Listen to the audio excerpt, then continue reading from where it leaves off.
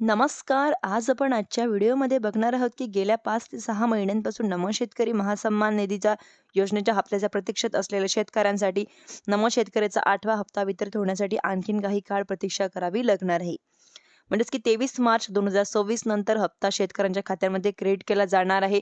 16 मार्च 2026 रोजी राज्य शासनाच्या माध्यमातून नमो शेतकरी महासन्मान निधी योजनेचा 8वा हप्ता वितरित करण्यासाठी 1,774 कोटी रुपयाची रक्कम वितरित करण्यासाठी मंजुरी देण्यात आलेली आहे.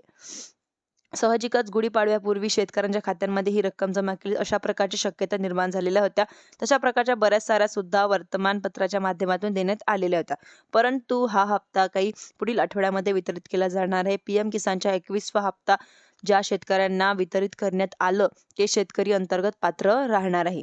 म्हणजेच की वितरण केलं जाईल अशा प्रकारची माहिती GRच्या माध्यमातून देण्यात आलेली आहे. अर्थातच राज्यांमध्ये पीएम किसानचा 21वा हप्ता हा 90,41,248 शेतकऱ्यांना वितरित करण्यात आलेला आहे.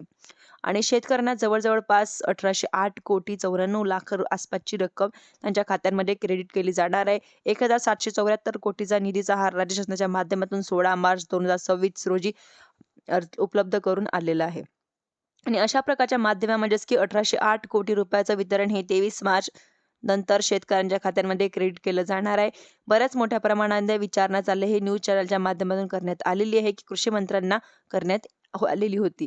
म्हणजेच की आता आलेलं उत्तर त्यांना आपण बघणार आहोत, की पुढील आठवड्यामध्ये या हप्त्याचं वितरण केलं जाईल अशा प्रकारची माहिती कृषी मंत्र्यांच्या माध्यमातून देण्यात आलेली आहे.